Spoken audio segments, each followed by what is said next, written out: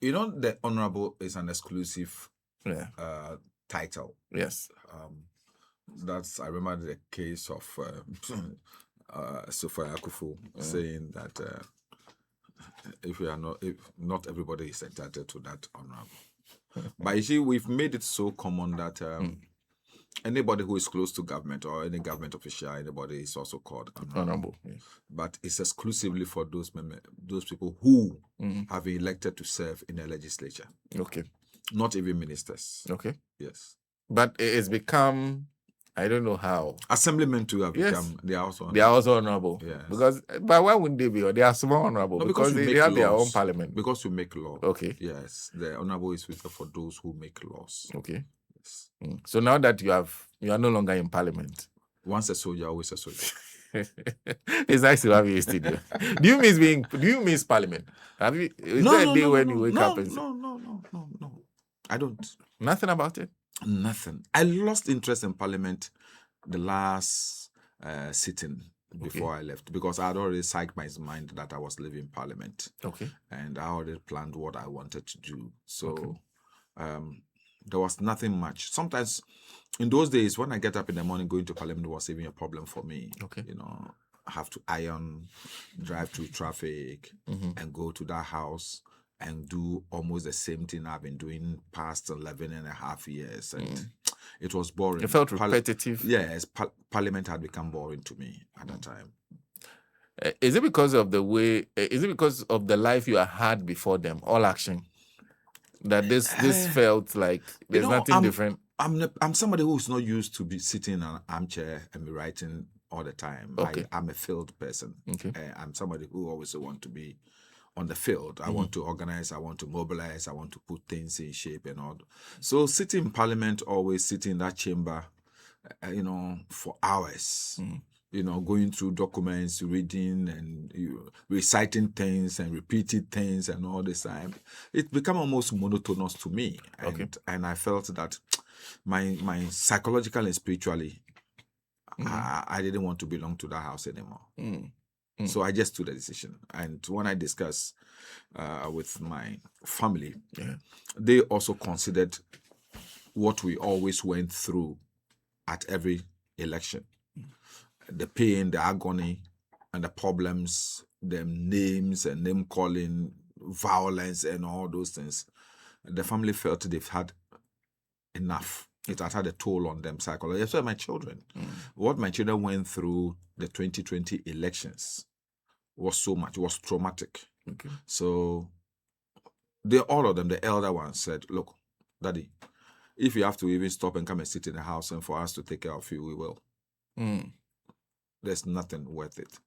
I see. Why will you go? We don't want to lose you. Shooting and all those things, we don't want to lose you. If it's for the money, come and sit and we'll take care of you. So I sense that my family, my aunties especially, my May, the one who comes immediately after my late mother, was so down after the 2020 elections. Okay.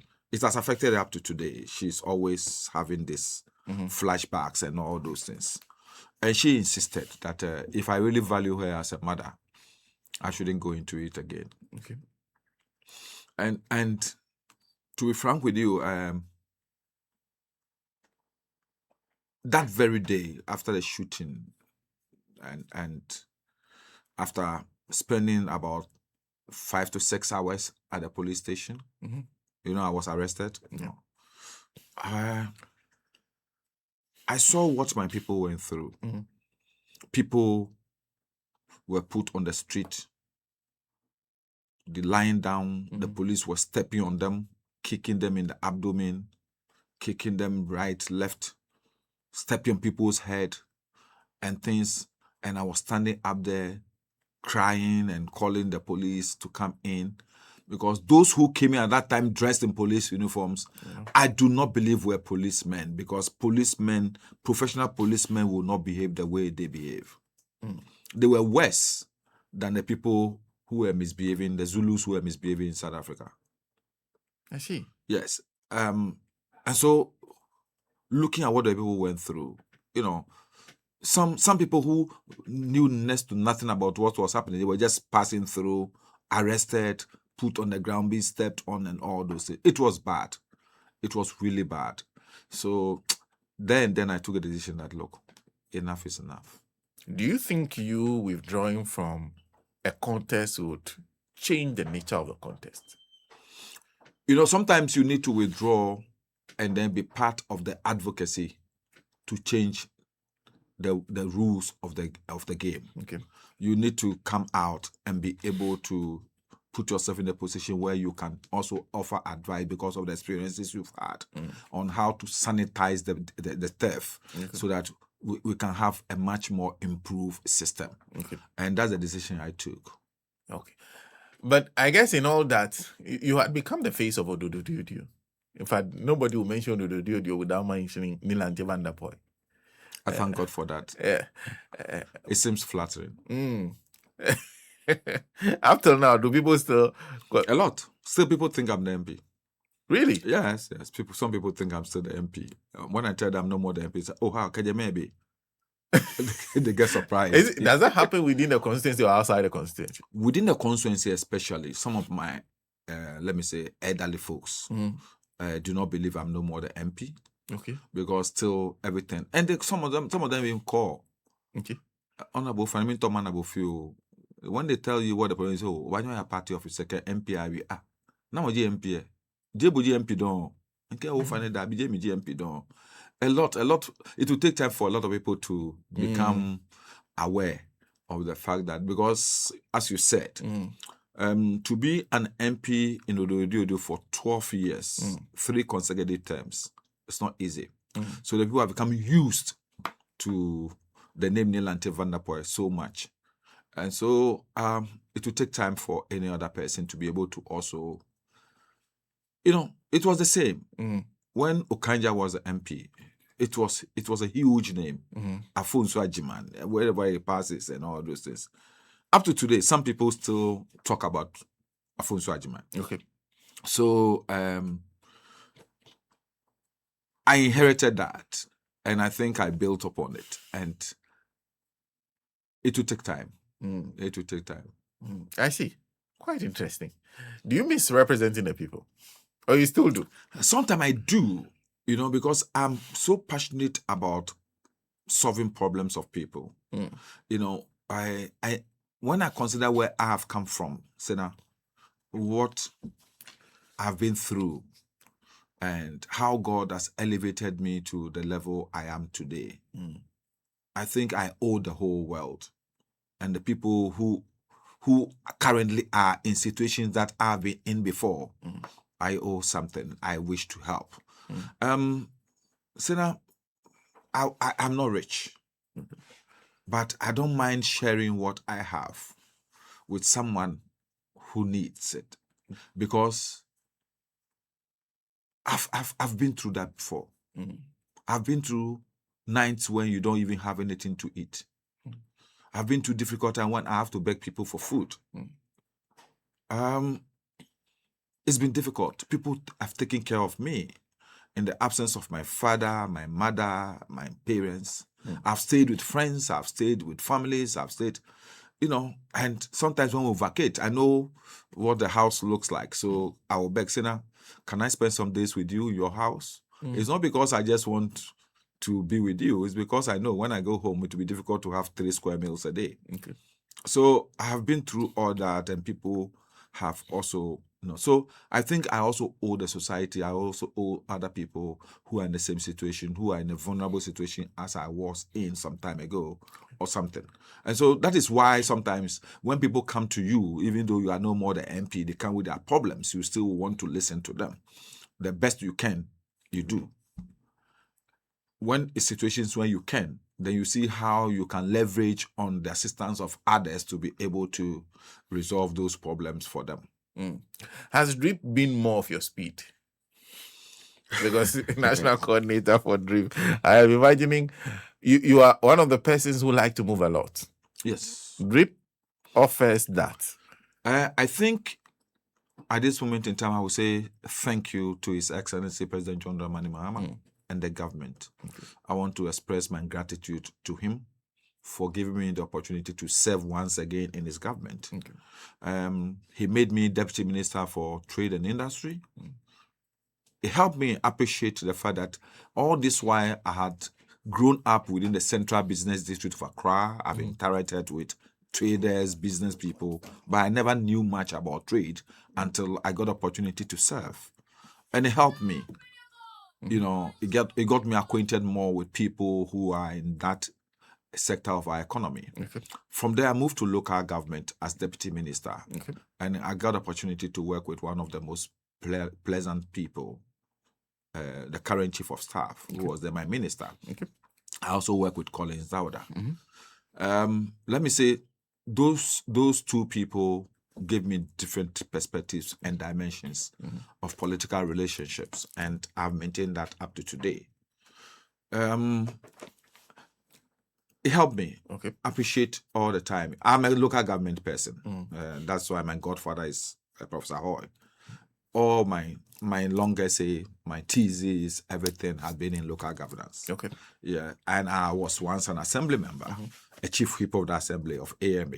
So I like local governance. My parents used to work with the Municipal Bus Authority, which became Omnibus Service Authority. Okay. So I've been somebody who's been in local government for a long time. So serving as a deputy local government minister was brilliant. It was good for me, and I devoted myself so much to help my ministers. And based upon that, the president saw, and based on recommendations, he made me a minister to my most comfortable zone, Minister for Youth and Sports. And I wouldn't want to boast or brag, but I think I proved myself. I know a lot of Ghanaians were expecting that in this particular dispensation I will still be. You're continuing that. Yes, but I think it was good that the Lord talked to President Mahama to take me to a place where I've also, through my association with Parliament and the local government committee of Parliament, contributed to its conception and birth.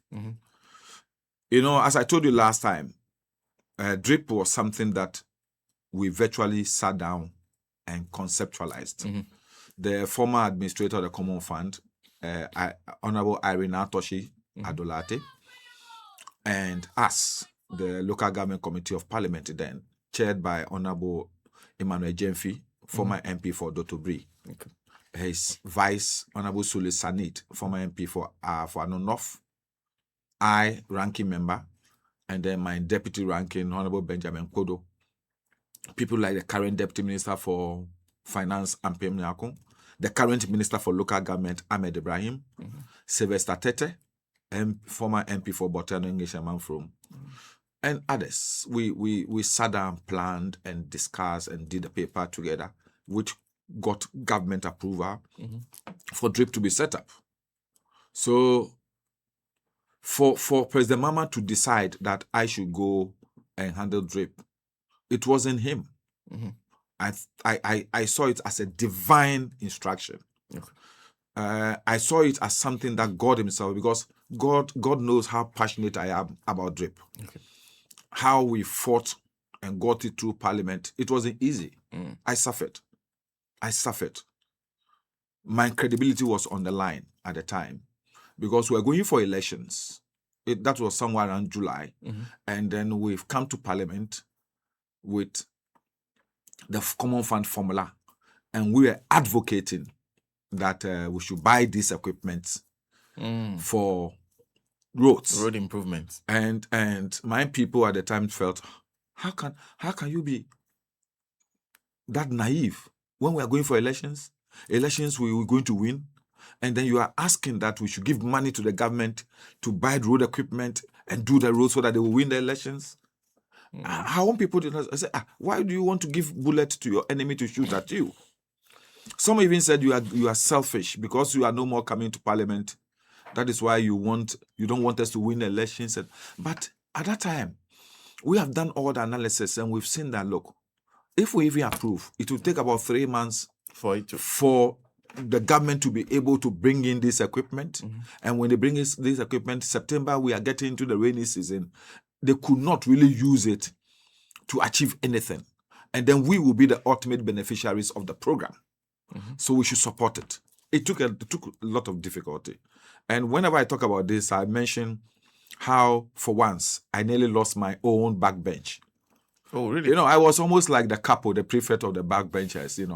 They listen to me. People like Honorable Edward Bawa, the late Mutala Mohammed, and Eric Nogbe of Ashaman, current Deputy Minister for Lands and Natural Resources, Yusuf.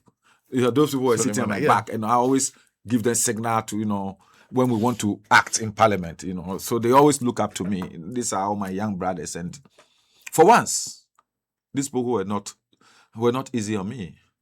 I remember I lost the sleeve of my shirt. Mutalang really pulled me. Come here, come. Zonanga in Hausa. When I chicken, what is inside? People thought that we it was really difficult, and to be able to convince our people to understand, to appreciate why the need for such an equipment was really Herculean. But finally, we resolved it. That was the first time in my 12 years in Parliament that the Common Fund Administrator has been sacked from the Committee of the Whole to go and prepare a new formula and bring. Okay. Not that she cried in the Chamber of Parliament. Okay. She cried. It was so humiliating. Counting herself as a former chief whip, and the way she was embarrassed and humiliated. But all said and done, today we have DRIP. And I thank God for having DRIP, because I won't brag. Some people have their own perceptions about the DRIP, but I can tell you the impact DRIP is making in some of our rural communities, unimaginable. It can do a lot. They are doing a lot, especially in Ashanti region. Okay. Ashanti region, Western. I've been through almost all the whole country. I just finished last week a five regional tour. Okay. 1 week in Upper West, 1 week in Volta region, 1 week in Western region, 1 week in Ashanti, and then 3 days in Ahafo. I was so impressed and confident in myself that we've achieved within a short time. DRIP has done enough in the face of difficult challenges. Okay. 2 years now, we've never had any serious funding. Okay. No funding for DRIP. So for the assemblies, even in the midst of these challenges, to be able to do what they've done, creating access, opening opportunities for people to access services in district capitals. You go to places where they'll be able to cut road through cocoa farms, cut road through palm farms, orange farms, creating people who used to travel about 1 hour before they get to the district now can get to the district in 15 minutes and all. They've done a great job. I can say they've done a great job in spite of the difficulties, the coordinators, the regional coordinators, the operators. As I'm talking to you now, 1 year now, the operators don't have appointment letter. Okay. They don't. They are sacrificing to do it for us. Sometimes they go and sit when assemblies get the money and they want to do any job, they go and hire them, then they pay them. But we wish that we have our own operators, trained, certified, manning the equipment. Okay. Because when you go and hire somebody, you can't be too sure about the maintenance of the equipment. The person, you may not know the person's real temperament and attitude and behavior. He may operate the equipment anyhow. Yeah. When it breaks down, he goes away. But if it's your own people you have trained, you have certified, then you can control them. Then you make sure that you know them very well. So when you are putting the equipment in the person's hand, you can demand some responsibility. But it's not done. All our DRIP coordinators are and the district coordinators are on interim appointment letter for the assemblies. Okay. And enjoying some form of allowance. Okay. Not salary. So what has helped DRIP is the ownership by the assembly. The assembly is taking ownership of the equipment. Okay. Of the equipment. So we, as the National Secretariat, ensure that they respect their management, they take good care of the equipment, they use the equipment for the purpose for which they were acquired. And let me be frank with you. I wish that there will be a government policy that from today, All these small contracts we give, 10 kilometers and all this thing we're giving people, we should stop. Give all those monies to the assembly, and I swear to you, you'll be amazed. All these problems we are having with roads, now that after the rains, will be exposed. Already we're being exposed. I can tell you that the assemblies will have the capacity to resolve this problem. To be able to do with local roads? Look at what happened like recently, the Minister of Works and Housing and the MP for Ablekuma North, the inspection they went to do. Look, let's give 2 million cedis to the assembly. They have all the equipment. They have every equipment. What do they need? All they need is the materials. Okay. The gravel, the chippings, the tar. That's all. And they can patch all those potholes in days, in weeks. That will be less expensive to government than going to award that contract 2 million, 3 million to somebody. I see. If we should give that money, look, some assemblies, I've just come from Upper West, that's about 3 weeks ago, and the MP for the Fiama Busie Isa, Dr. Sangare, has created his opening up communities. If you put all together, it's 56 point something kilometers. 15 kilometers here, 10 kilometers here, 9 kilometers here.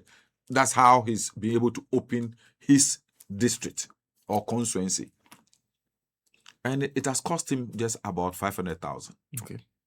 So some MPs are also taking advantage of that. Yes, the MPs are the ones virtually financing the activities of DRIP in the various constituencies and districts. Because the MP want to be voted for. Okay. The roads are important. Okay. And we get most of our votes from the rural communities. So if, as a party, we can focus on financing DRIP, we don't have problem for 2028. I'm telling you. Financing DRIP? Yes. Centrally or channeling to the local assembly? To the local assembly. I don't want centrally. I want the monies to be given to the assemblies so they can manage it and use it to do the work. You are saying that we won't be complaining about current challenges? I'm telling you, we won't. With roads in our localities? We won't. Because you see, people always thought that DRIP is only for rural roads. No. Yeah. Every road in this country passes through a particular assembly. Okay. Every road, even the big push. Okay. All the roads we are doing goes through a particular district. Okay. You get me, Sena? Yes. I went to Laura, and when I went to the assembly, before we traveled from this place, Tumu, to Laura. Okay. But we went to Hamley before coming. So when we went to Hamley, we used N21 or something. Okay. There were serious potholes on the road. So when I got to the assembly, in the meeting with the assembly management, then I asked them about the pothole. Do you know what they said? They said the highways people said it is not their responsibility, so they shouldn't touch it. So I asked the DC, tomorrow, if there's an accident, if this pothole should cause an accident, who will be the first person to be called? He said, me. I said, the highways boss will be in his house. He'll be sleeping with his wife. And you will be called. You will not sleep for a night if there is an accident. So sit here and say that the highways boss say we shouldn't touch it. What is the problem? Getting some chippings, buying bitumen, patching this pothole so that the cars can have easier access. Anytime the highways is ready to do another major rehabilitation, you should come and do it. But for now, you have to make sure that the road is good enough. In the same thing, moving from Wa to Wochao, a whole bridge had caved in. So the road is cut. Okay. Buses going to Kintampo, Techiman, Kumase could not go. So that's a major road. Major road. I called Honorable Peter Tobu, the MP. He was outside the country. He said, Nii, if you are there, I beg you, help my assembly to resolve it. I'm not around. He said, tell my DC, I'm going to talk to him. I'm going to send him this amount of money. They buy the diesel, get the equipment. So immediately I called the regional DRIP coordinator. He talked to the regional minister, Charles, and then Charles Posen mobilized. Then the regional equipment came to support the district equipment. We went for boulders. We filled this thing that the gully has been created. We filled it. We used the roller to ramp it, and we've compacted it, and then we opened the road within a day. The road was ready to be used? Within a day. The only problem now is that there is no bridge anymore. Okay. So the water, we have to divert the water. So we use the backhoe to channel the water through another distance and seal the place until a contract will be awarded for a whole new bridge to be constructed. That is drip. Okay. So where there's a major problem such as that, drip can immediately, because drip is in the district. Okay. So when a problem, the emergency in the district is in Accra, we've seen flooding in Accra. In Ablekuma West, in Ga South, Wejagbawe, Ga East. All the equipment they are using to do demolition in order to create opportunity for the flooding, the water to move. Are they not drip equipment? All the equipment they are using is drip. When the building collapsed at Aveno recently, North Carnation, industrial area, it's not drip equipment that national security used. So, drip is very, very important. As far as what I would say is that we need to fund it appropriately so that we can be of service. Look, the impact drip will make in the life of especially our rural folks, roads and highways cannot make. Yes, because roads and highways do not touch on that small farmer in that village who want to bring his farm produce to the market center and sell. There are some of those people, they will never in years go on that big highway. What is he going to do? He's living in his farming community, small village somewhere. He only comes to the capital on market days to sell his plantain, his cassava, and go back. He comes to the district capital when he comes to hospital. You understand? When he needs health service or when the children are coming to school. What is he going to do? There are people who have never traveled outside their small communities in decades. So to those people, highway is not important. But to the people who even use the highways, for example, when you drop, assuming I come from, let me say, Aplaku, or Botiano, Oshie, any of those people. And I come all the way, I drop at Kotoka. From America, I drop at Kotoka. I take a car and I get down at Barrier, Old Barrier. The road from Old Barrier to my house in Oshie, Botiano, Aplaku, is what will make impression on me and not the N1 I travel from the airport to Old Barrier. You understand? Yeah. So, if I travel on gold up to Barrier, and from the Barrier to my house, I have to go through trenches, I will still say the system is too bad. Yeah. So I'm saying that we have an opportunity. We have an opportunity to make the next elections as easy as possible. All that we need is to provide the funding for drip. I see. A few comments because of the matter of drip. You know, that's why I understand that this means a lot of people to people. This is one says, my area, Tamagov City in the Klonkan-Tamaso constituency, we have not seen the usefulness of the drip machines. Yesterday, for instance, 2 trucks got stuck side by side, blocking a major road from Kpong Barrier to Michelle Camp.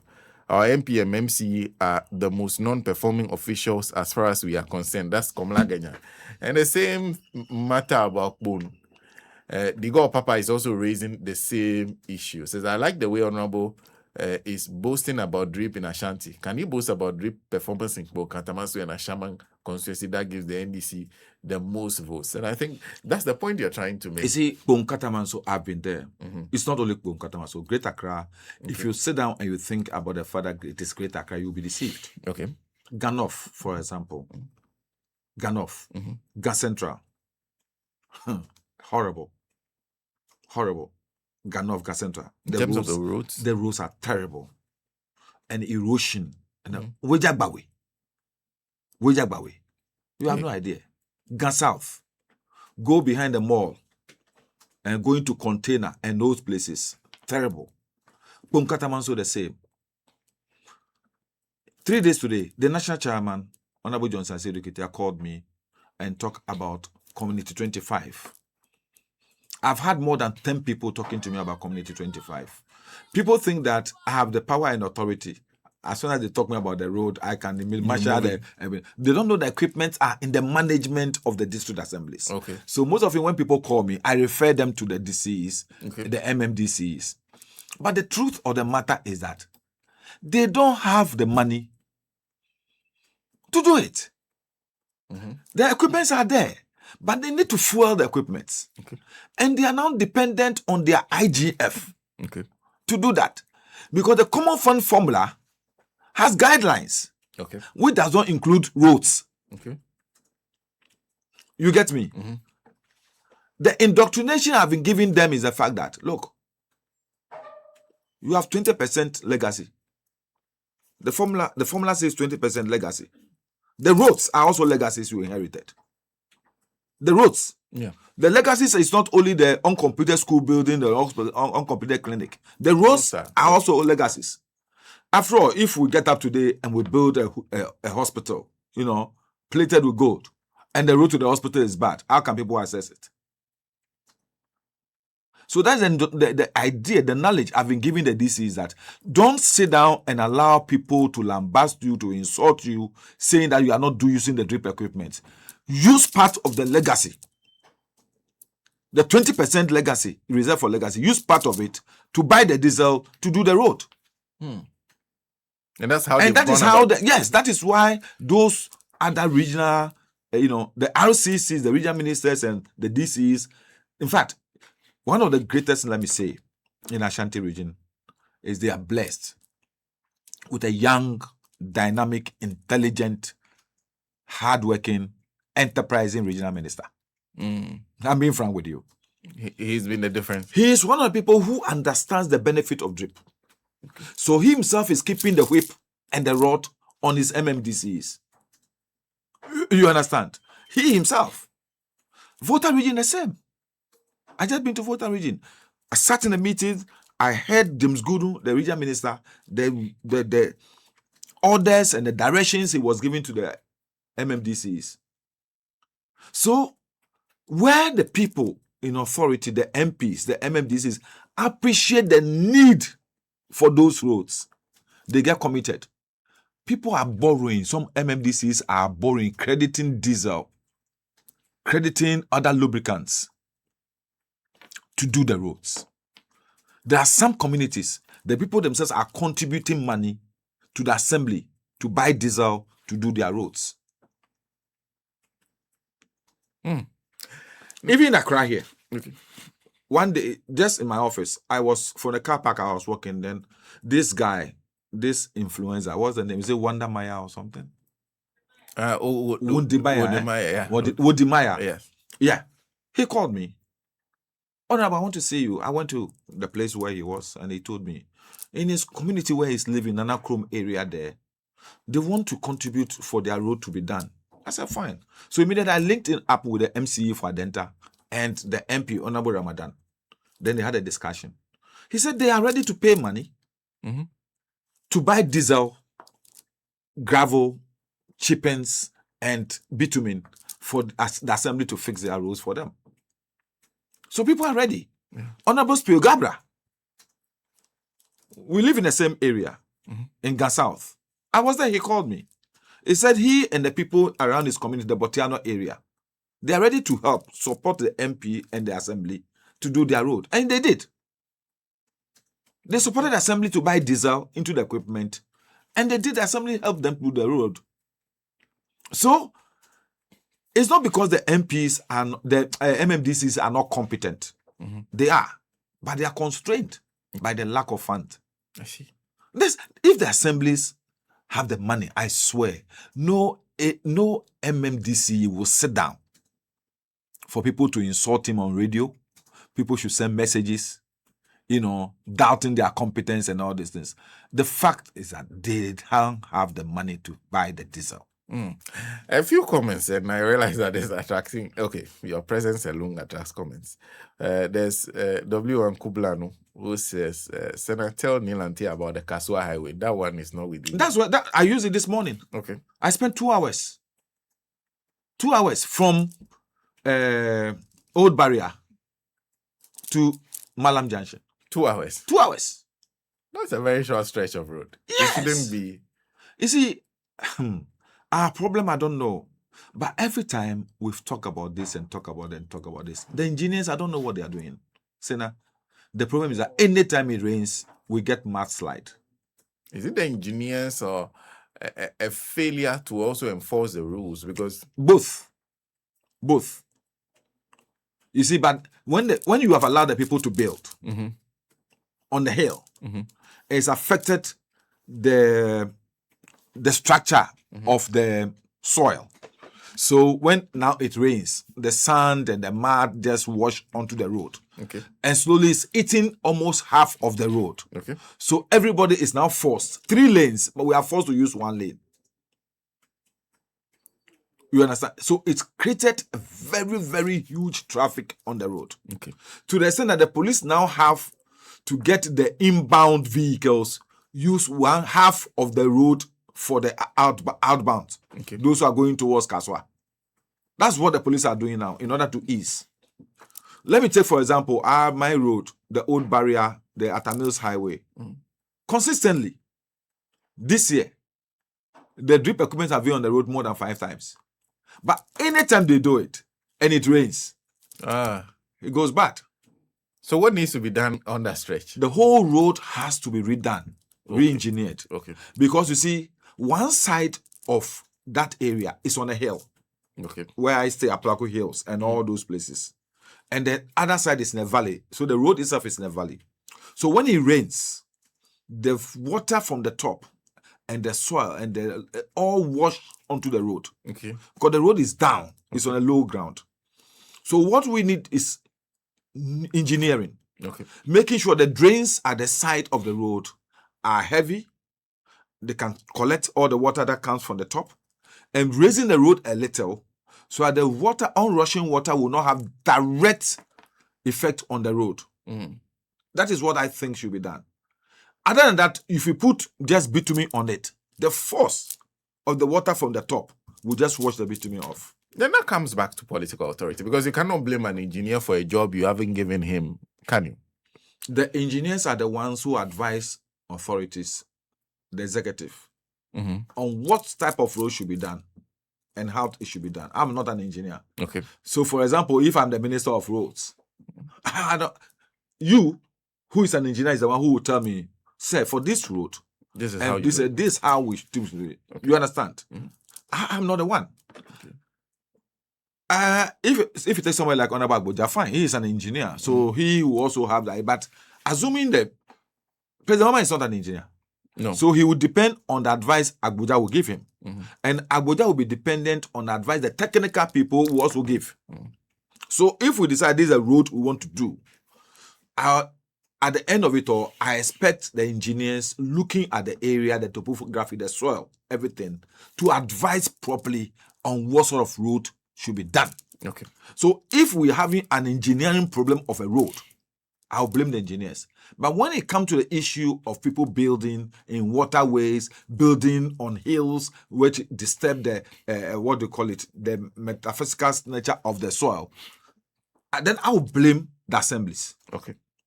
I'll blame the assemblies. And that one, let me say this, it is not just about the assemblies. It's also about us, the political authority. I think we are not whipping those who work under us enough. So now, let me ask.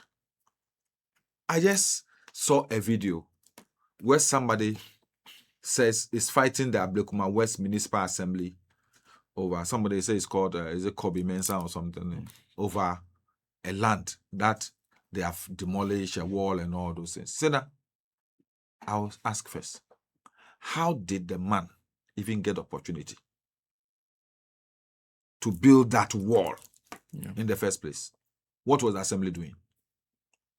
All those places that have been filled in Danzuman and buildings put on it. Did the buildings come from the sky?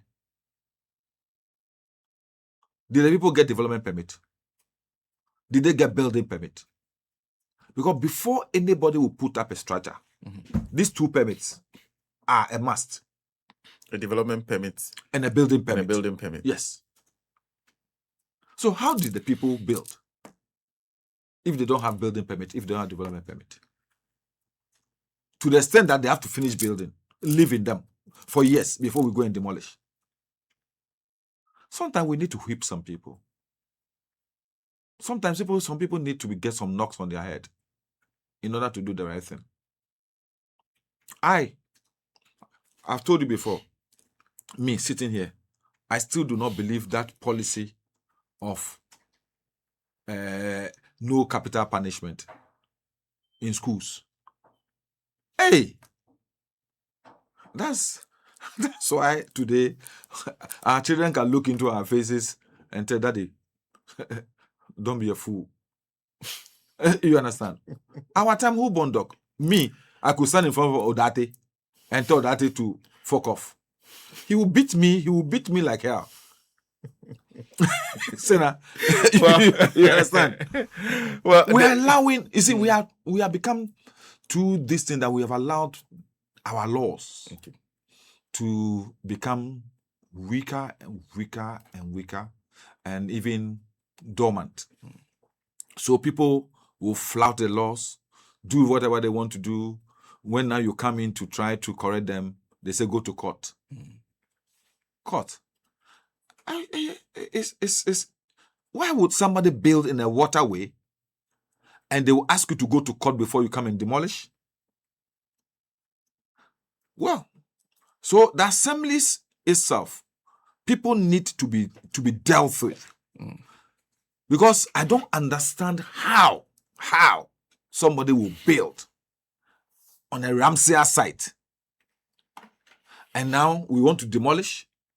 Why should you even wait for the person to build complete before you even go into demolish? How come? All those buildings, whoever gave a permit should be investigated. If the people don't have permit, why did the officers at the assembly allow the building to go on without permit? The officers at the assembly must also be dealt with. But do you know why I say that? Do you know why it happens? No. We have too many armchair officers. They just sit in They sit in assembly. take their salary. Yes. Engineers who should be field officers, who should be going around, they just sit in assembly. At the end of the month, collect their salaries. And also we have coordinating directors who just sit in the assembly. For example, recently when I went around in Ashanti region, somewhere in the Ashanti region, the equipments were dirty. They've been used for almost 3 weeks and they've not been washed. Then the coordinating director saying, so you, why didn't you wash? I said, Mr. Coordinating Director, when was the last time you, as a coordinating director, you came to your office and you decided to come down the stairs and even observe this equipment for 5 minutes? Go around the equipment for 5 minutes. You are the chief administrator of this assembly. Have you done that before? No. You understand? Because he thinks that is not his job. Nobody cares because the equipments are state properties. So I asked him, I said, Coretta, in this morning, will you sit in your car for 3 weeks without it being washed? He said, no. I said, so the equipment, they can sit for 3 weeks without being washed. Because people always want to enjoy the air condition. They don't want to walk around. They want to go around and inspect and make sure the laws are obeyed, that regulations are respected, and that's all. Until we change from practical administration, from this dormant office, armchair administration, to practical on the ground field operations, it will be difficult for us. I see. Well, we need to take a break. When we come back, we'll talk about something that I've been reading in the media, and then I'll ask him briefly about the World Cup to conclude, because our match is tomorrow.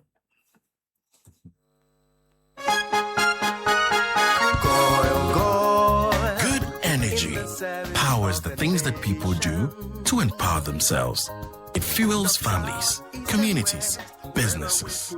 Good energy fuels nations. It gets things going and keeps them moving. Good energy isn't just what we do, it's who we are. Goyle, good energy.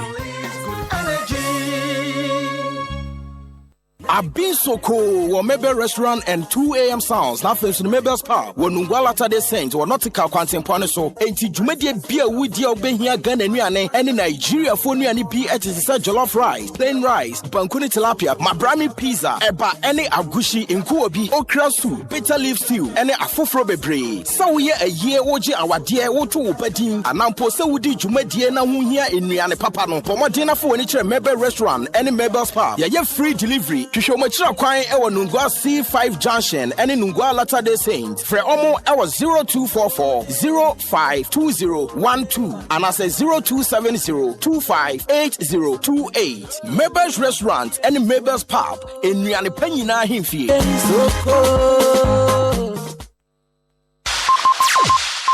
this is Muta Baruch and you're tuned to Radio Gold.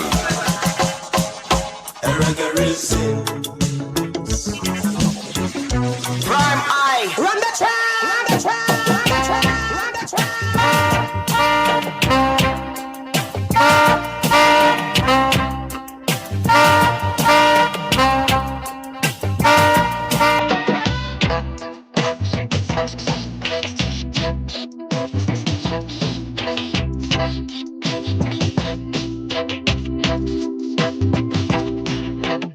Yeah, well, this is Kimani Marley speaking to you all the way from Kingston, Jamaica, 56 Oak Road, and right now you're listening to Prime Eye on Radio Gold.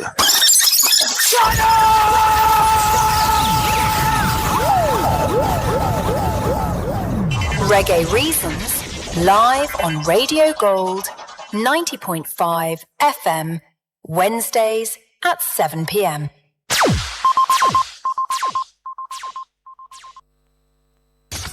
What listeners like about our station?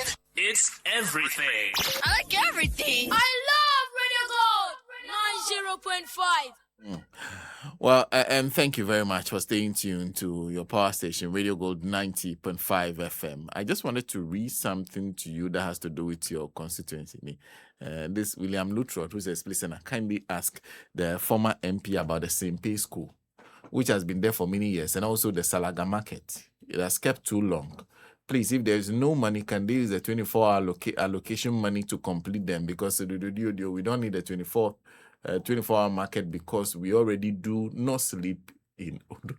I don't know what it means by that. But I realized, was it the market that you started with? Is that a Sahara? Oh, okay. Yes, Salah market. You're still not done with it?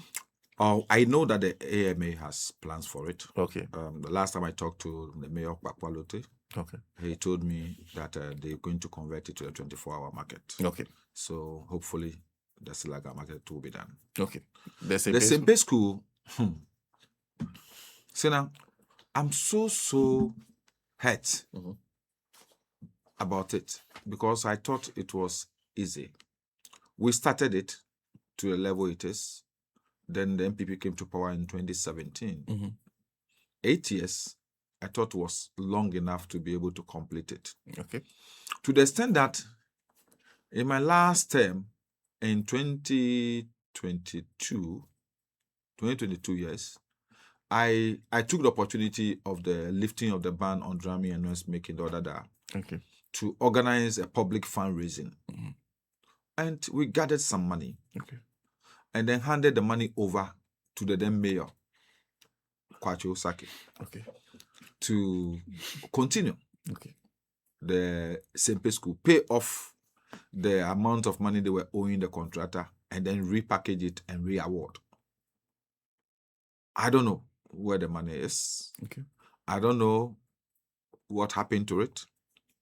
So up to today, that the Sempe School is still at the level at which we left it. It's a bit dumbfounding to me. But then I know my successor, Honorable Koteashi, is working on it. The last time we had a brief months ago, He told me he has raised the issue, and so hopefully it will be taken on board and then done. I think we will not have any excuse not to complete it. We will not have any excuse not to complete it. I think that we should take it seriously, and I am hoping that Honorable Ashikote will take it up. That's not the only thing. For example, I started a project at the Osha Hospital. I'm hoping that he will be able to complete it. First floor, second floor have been done. This thing for the third floor was also started. So I hopefully he will complete it. Hopefully by 2028, all those uncompleted projects in the constituency will be completed. I see. It's been reported that you've left DRIP. Is that correct? Yes, I officially resigned as the national coordinator of the District Roads Improvement Program on Thursday. On Thursday? Yes. Why? Because I want to respect the party's guidelines on the upcoming national elections. Okay.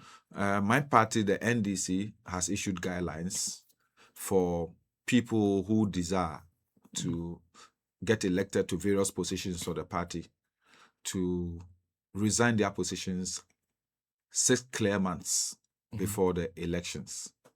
So 6 clear months before the elections is between 13th and 18th. So I had to resign in order to meet that deadline and respect that guideline. What are you interested in? The national chairmanship. You want to be national chairman? Yes. Why national chairman? Why not any other position? Because you like organizing, you like mobilizing. Yeah, you see, the only party position in Ghana where you are not also an organizer is the general secretary. Okay. Yes. Okay. Even the national chairman is also an organizer. Okay. That's what I believe in. Okay. Let me say this. This party I love so much has given me a lot. I've been blessed to have been a member of the NDC. I count it a privilege to have been part of the NDC family. My father and my family was CPP. Very strong CPP background. But I was part of the revolution. As a young student, I became a member of the cadre group. I went for military training. I served as a cadre. I was youth organizer at Democratic Youth for Ghana.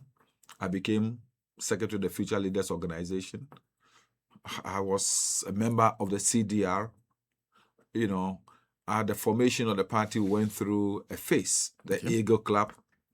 I became the first secretary at the Eagle Club office with one of my political godfathers, the late Alhaji Waya, who brought Me Kuke So Lema, Alhaji Waya, in Zongolin. And I got inspired by people like him. So from 92, I was a foundation member of the party. At the risk of my job in GBC, I took up the position of becoming a ward secretary from 92. Okay. You understand? Even when people thought that public officials and civil servants should not be in politics, I decided that I want to be a member of the NDC. And I served the foundation secretary of my ward, Kolewokun ward. Okay. From there, I became a member of the constituency executive. I contested political primaries in 1996. Parliamentary primaries, yes, in 1996. I contested with 4 others. Captain Yokain, Atobeka, Ishmaelite. You understand? I was a candidate again in 2002 for 2004 elections. I was a parliamentary candidate until I was arrested and persecuted. For 4 years, I was persecuted. Then I became the director of operations for President Mills's campaign. And we won elections in 2008, came to power in 2009. I served as the director of operations at the office of the president, and then became a member of parliament in 2013. I was privileged to have been made deputy minister for trade, deputy minister for local government, and then minister. And I've served now for almost 1.5 years as the national coordinator for the District Roads Improvement Program. All these are opportunities the party has given me. I couldn't have bought in the market. On my own, I don't think I can achieve them. Yes, it is God. It's by the grace of God that I got those positions. But the party gave me the opportunity, the platform. I've gained so much experience. I've gained so much knowledge, so much expertise. And I think now that I'm no more a member of parliament, I can put that knowledge, that expertise, that ability, those capabilities at the doorstep of the party to serve the party. Because foundation member of the party, I know the values and objectives of this party from day one. From the revolution to the political dispensation, I've been part of it. I've received slaps. I've been beaten. I've been at the forefront of battles. I've had guns pointed to my head, machetes and things, But I've soldiered on. And I think you yourself said, I handled a constituency where the attrition rate was so high. I stabilized it. And up to today, I can say Odo is the most stable NDC constituency in the country. So I want to bring this to the party. The party itself, we are preaching reset, but I think our party itself also needs a resetting. Okay. We also need to build a resilient party that will survive the storm, whether in government or in opposition. A resilient party that will survive the storm. Yes. You're saying there are two different storms that Yes, two different storms. Even when you're in government, you have a storm. As of today, we have a storm. A lot of our party people don't have jobs. A lot of them are getting frustrated, disappointed. How are you able to manage these sentiments and be able to make the party still attractive? Those are the issues we need to be conversant with. Those are the things we should be talking about. How do we do that? I have some ideas, and with friends, we can help build a very resilient party that will be so attractive to especially the youth of this country. I got attracted to the NDC because I saw some people who were committed at the time. The Ahoys, Tutubi Kwachi, Yiti Mensah, all these people, Kanja Adamafio. And in fact, when I started the process, when we started the revolution, look, in Sunyani, Yabuatinjan, the current national chairman, Sedun Ketia, the late Kujubama Adam, Anani Ajay Chireme, all these people, the current Brongafo NDC chairman, Nyamiche Mafo, they were seniors. I look up to them. I was then with the students. I was then a student, and I look up to them. And the sacrifices we made those days. Look, there were days when we were sleeping in the bush, farming, planting maize, planting cassava, and living on Gary and Kuntumre and Kako. Working for the party? Working for the state. Okay. You understand? Because of the difficulty we had with drought and all those things in 92, 82, 83, we had to sacrifice to start people's farms, cultivating maize, cultivating cassava, and all those things. I spent there, my youth. For example, when I was going to do national service after 6-4, because of my commitment to this, I got opportunity to do my national service at a very, very flourishing place. But I said no. Because I'd talked to Peter Podube, and he has brought the idea, he has introduced the idea into the national service, what we call the CIU, Community Improvement Unit. And at that time, Central Region, there was an outbreak of guinea worm. You understand? He took me to Fosu to be in charge of CIU. I left an opportunity to do my national service in Accra. I went to Asin Fosu. Going around the villages, Asin Jakai, Asin Yankumase, Asin Enyinabrem, and all those places, working with the communities on how to teach them how to prevent the the guinea worm diseases, teaching them on Unimix, I don't know. Yes, maize, beans, and things that they have to mix for their children so that they'll have good nutrition. All those things were things. We spent days in communities digging boreholes. You understand? So it's become part of me. I know the sacrifices we have made to this country. Some people don't know. Ghana has been through a lot of difficult patches. It is only by the grace of God. And some of us sacrifice. Emily Arthur, we did national service together. It was difficult those days. I remember my very good senior brother, the late Kweku Sam, and the wife Evelyn Sam. You know, they all gave their youth Chichopoku, Yes. Owusu, and all those people, Mengel. We sacrificed our youth to build this country. And so I've gotten to a level where at 61 years, I think it's time that I need to also give something back to this country, what the country has done for me, the opportunity the country has given me to serve in various capacities. Look, it is only by the grace of God and the privilege the party offered me that out of the 29, 30 million Ghanaians, I will be made national coordinator for the District Roads Improvement Program. That out of the 25, 36 million Ghanaians, I was chosen as the Minister for Youth and Sports. Why? It's because I was most intelligent? Oh, it's only by the grace of God and the opportunity and the privilege the party gave. Because when the president nominated me, if the party didn't support, the party could have raised an objection to my nomination. But the party also believed in me.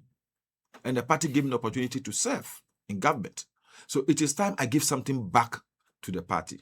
And the only thing I can give is the experiences I've accumulated over the years, the knowledge, the expertise that I've accumulated over the years is what I want to put at the doorstep of the party. But you have issued a caveat. I've heard you say that if the current national chairman is not going, he's not contesting again. Do you stand by that? I stand by it. You stand by it? Yes, I stand by it. The man hasn't said he's not going, so why have you resigned? Why give up your job? I've resigned because I want to get myself focused, psychologically tuned up, spiritually awakened to the responsibility ahead of me. And as the party said, I don't want to be conflicted. I don't want to be serving the national people. You see, once I decide to continue the work I'm doing as a national coordinator of DRIP, I can't be partisan. I can't be. I'm holding public office. I can't be partisan. And I want to contest a partisan position. So I must let go the public office so I can focus on the partisan position, work on that, and make sure that I execute my plan and my objective and be successful. I want to win this. Why not contest, even if he decides to go? Why would you not contest? I wouldn't want to contest Edwin Nii Lante because I see him as my senior brother. We are a family. We grew up together. In fact, people don't know. When he was at St. Joseph Training College, I was at Bechem Presec. The same time. Bechem St. Joseph Training College, I was at Bechem Presec. You understand? And God brings certain people into your life. Not that you come from the same womb, but the person will always see you as a brother, as a friend, as family. And that's how I am with him. You understand? When we meet, there's nothing but friendship, family. Why would I want to go into a contest with somebody like him? You understand? And the path we have traversed up to today is almost the same. We all came from that Bononga area. We all went through the difficult days in the revolution. We got into the same political party. We've had the same ideals. So there's nothing wrong. If he so decides that he will want to contest the chairmanship again, I've said it, I wouldn't contest him. Interesting.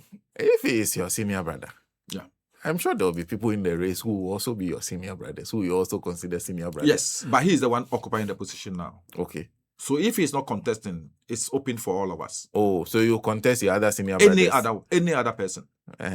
Any other person. I thought there was a courtesy to all senior brothers. Why not? Oh, not really. Up to today, I don't know I Who don't will know which contest? senior brother has expressed interest to contest. Okay. I'm the only one who has expressed interest now, Mhm. with the fact that if he's not contesting, I would contest. Mm. So I don't know until I'm able to see anyone coming up, evaluating the relationship we have. Mm. You know, I wouldn't want us to have any party election which will be caught in the sort of let me say environment that the MPP elections were insults, people insulting each other, people being aggressive to each other, people don't want to talk, shake hands with people. No, I don't want us to go that path. I want to have a very seamless election where it will pass without incident because we respect each other and we'll be able to work together as a family, because we need a very united national executive to be able to support the candidates who will emerge as flag bearer to be able to prosecute the 2028 agenda. Has he told you whether he's contesting again or not? Because I'm very confident he will contest the flag bearership. You are confident he will contest it? Yes. I see. Well, I guess when we get to that point, we'll have a conversation, a sense conversation on what you intend to do. When we get there and we know that he's not contesting, perhaps we'll come back. Perhaps We'll come back. I am from your everything you know. Yeah, from the intelligence I've gathered, I think he's looking at that flag bearership. Yes, I see. Anyway. So in case he decides not to contest the flag bearership, he decides to contest the national chairmanship. Nii will not contest it. Nii will not contest. Would you look at any other position? Yes. You look at other. Yes, I will serve in the national executive. Okay, so you have another position in mind. I am campaigning for national chairman. Okay. But I've said it, that in case the national chairman, the current national chairman, Honorable Johnson Asiedu Nketia, decides that he will contest the national chairmanship again, I wouldn't contest him. I see. I will go for another position. Okay. But if he's not contesting, then I'm telling all NDC delegates that look at Nii Lante Vanderpuye as a new national chairman. Okay. Because I think I have almost similar attributes to Asiedu Nketia. I have also picked something from the past chairman, like Mr. Kofi Portofie, Kwabena J, Ofosu Ambofo, all these people. I work with them. Okay. I learned from them. Okay. And I'm very close to all of them. All of them. In fact, I'm so close to Honorable Ofosu Ambofo. Because you see, during the Professor Moses campaign, we used to sit in the same car. We drive around. We do. When he was Eastern Regional Minister, I was always going to Kofodia to see him, sit down, we talk, we plan together. When he became local government minister, I was with him. We worked together because I was then the director of operations. So we have a lot in common. And he's a very good friend. Whenever I say Nketia, it's almost like a brother. Okay. We've lived together. And I've taken a lot from all of them. So we are looking at somebody who have been through the mill. Somebody who has come from the grassroots, somebody who has served the party in various capacities and acquired various experiences, bringing it together to weave a very nice cloth that will be so good, a brand for the youth of this country. I want a situation whereby in the next 8 years, 10 years, no Ghanaian youth will look at MPP.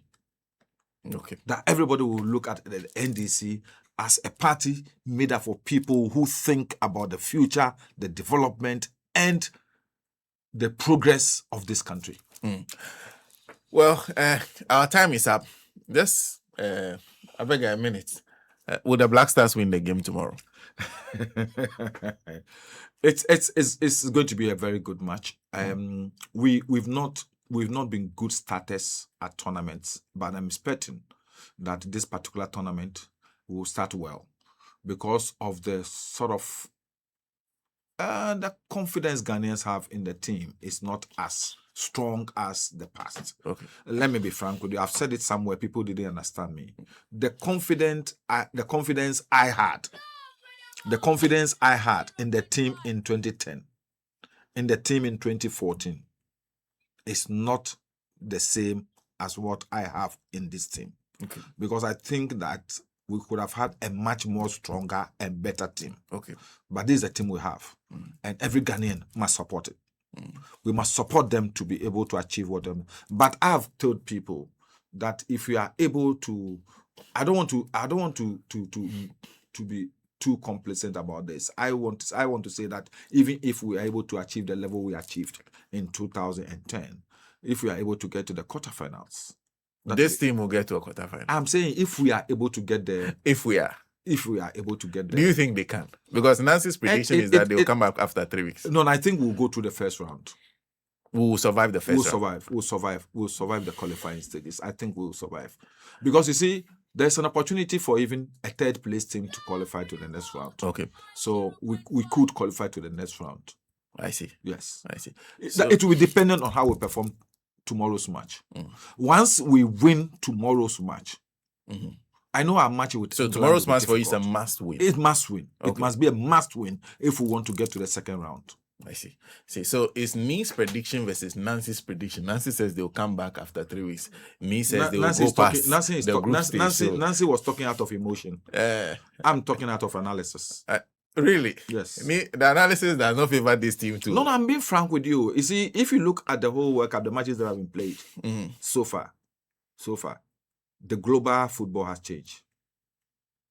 I'm being frank with you. Look at yesterday, Uruguay. Did you see how they suffered against the Saudi Arabians? They suffered. They toiled. Look at Cape Verde versus Spain. So, and it was all technical. Okay. You understand? They came with a particular technical approach, okay, and they succeeded.